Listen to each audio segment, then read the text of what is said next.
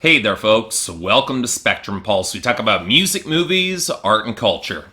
And today we are finally going to be talking about the newest album from Andrew McMahon in the Wilderness called Zombies on Broadway. So I wasn't the only music critic who coined the term silent majority act, but I'm not sure you could think of a more subtle and yet cutting descriptor for certain bands. And you all know the type, the groups that are just trendy enough to snag all the commercials and TV montage music, but never artistically challenging enough to actually be interesting or compelling for the majority of critics. And thus, it should be to absolutely nobody's surprise that I find these groups really painfully frustrating to review. It's not even that they make bad music so much as it's just bland as all hell to me, especially when they put on airs or get pretentious when they shouldn't. Something that the average music consumer probably doesn't understand and thus gets annoyed when I actually call it out in these reviews, which means I don't really satisfy anybody by reviewing these sort of acts. And I don't think there was a band that jumped to the top of this silent majority act pantheon faster than Andrew McMahon in the Wilderness. Now this titular guy, he hasn't always been in the Wilderness and has been around a lot longer than many people know. He was part of the emo group Something Corporate around the turn of the millennium. He later went solo with a bunch of session players under the moniker of Jack's Mannequin. Both acts are apparently remembered pretty fondly by people who had heard of them at the time. I went back and checked the stuff out. It's not bad music. But then he went towards a piano-driven indie pop direction under the new name for his solo act, Andrew McMahon in the Wilderness. And look, I heard a little bit from him when Cecilia and the Satellite crossed over and landed on the Hot 100. And for research for this review, I checked out his debut album, and that was enough to tell me that I had no need to hear pretty much anything else more from him. It's generally tepid, piano-driven adult alternative that I already got plenty of growing up in the mid-2000s. And he's not doing anything that Daniel Powder, James Blunt, or Five for Fighting didn't do. Just a little bit more blocky percussion and slightly worse vocals. But thanks to folks on Patreon, there was enough interest in me covering his sophomore album that it finally wound up at the top of my schedule nearly 2 months after it got released. So okay, might as well get through this pretty quickly. What did I find on Zombies on Broadway? Honestly, I got exactly what I expected. A project that is listenable for the most part and will inevitably nab a few well-timed commercial slots, but if you expect me to remember any of this beyond a few songs, you're gonna be left painfully disappointed. And even though I wasn't really following this guy back when he was still with Something Corporate or Jack's Mannequin, I think I get what his appeal was in those bands, and yet I also get how much of that has just fizzled away with time and a desire for him to make hits, and I can definitely see that as being disappointing for fans of those previous acts, at least for those people who still care at this point. So to explain all this, for a change of pace, let's start off with the lyrics and the writing. And the one compliment that I will give Andrew McMahon, even if I don't think this record gets all that deep or profound in much of its thematic arc, I really don't think a lot of the lyrics add up to all that much, I can at least respect some of the poetry here. This guy knows his way around some evocative imagery. Planes with their wings on fire on So Close representing perilous risk. The soaring love that feels almost dangerous on Shot Out of a Cannon. The balance between whimsy and wonder in the midnight adventure of Fire Escape, and especially the heart as a building metaphor that was expanded a great deal across Love and Great Buildings. Probably one of the better cuts on this album. It's not the first time that I'm reminded of the little bits of cleverness that used to populate a lot of Owl City's material. And you know what? To Andrew McMahon's credit, he actually does tap into some of the bone-deep weariness and pull between his life as an artist and musician and his family on the other side of the country. He lives and works in New York, there on the West Coast.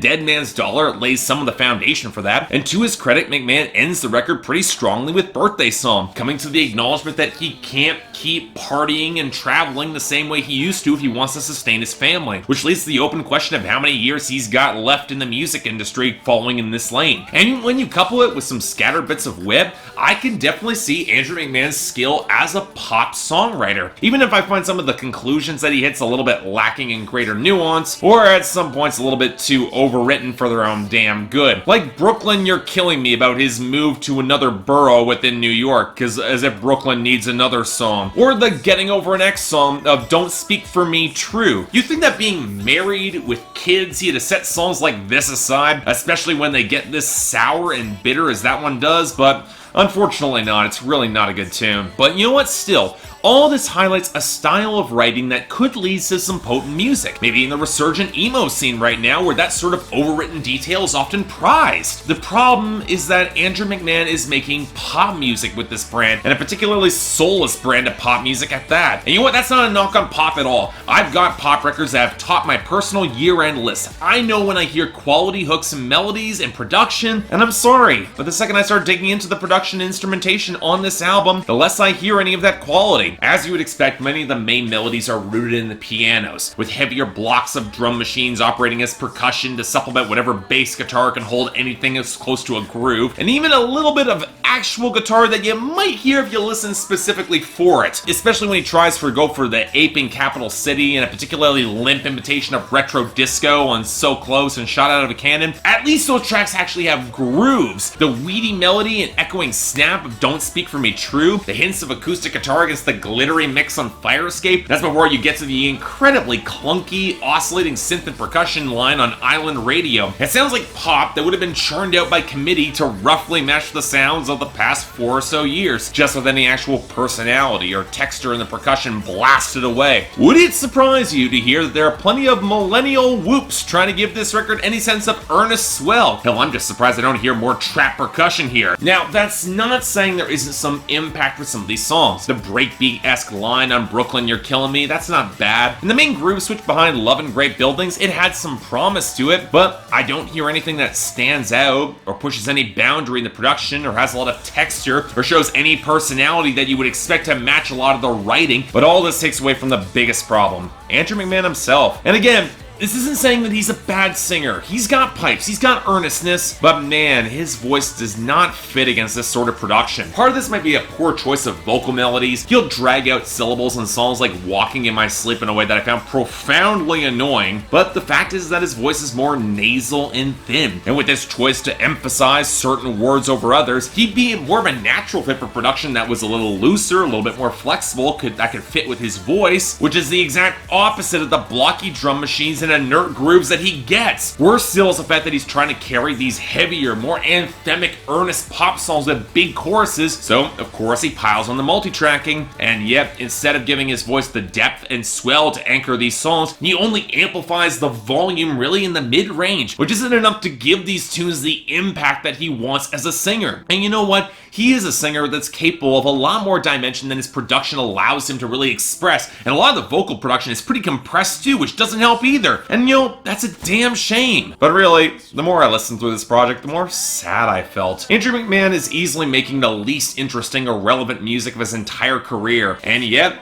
it's the stuff that's going gold, that's making him money. And with the family that he has right now, he's probably looking to keep on making it in order to keep a steady paycheck. It's a job for him now. And you know, I'm not blaming him for that. We all have responsibilities. We have to make compromises, even in our art. But at the same time, there are ways of making pop music in this vein that can sound modern and doesn't feel so stale or formulaic. Look at Marianas Trench or Foxes. Hell, look at 21 Pilots, who, given similarities in their writing style, I'm surprised that Andrew McMahon isn't emulating them more. But those acts, they have flair and personality that I'm just not seeing here. Which means for me, I'm giving this a light 5 out of 10, and I really can't recommend it, especially if you're a fan from his earlier bands. But again, Andrew McMahon in the Wilderness, he's a silent majority act. He's not going to care about this review. This album will probably do well enough regardless of what I say 2 months behind schedule. And for his sake, you know what? I hope it does. So yeah, thanks a lot for watching. If you'd like to like and subscribe, I'd be more than grateful. I can't imagine you guys want to buy this after I've talked about it the way I did, but hey, the link's in the description below if you're curious, and the poll's up there for all the fans that cuss me out about it. Beyond that, anything else I might be able to do to improve my presentation, I'm all ears. And if you guys want to get involved in my scheduling process so records come out in a little bit more timely the way these reviews do, link to my Patreon is right there, where 3 times a week people get to vote on my schedule, and once per week on Saturdays, the higher Patreon contributors get to add records to my schedule. More details right there, but until then, I'm Mark, you're watching Spectrum Pulse, and I'll see you next time.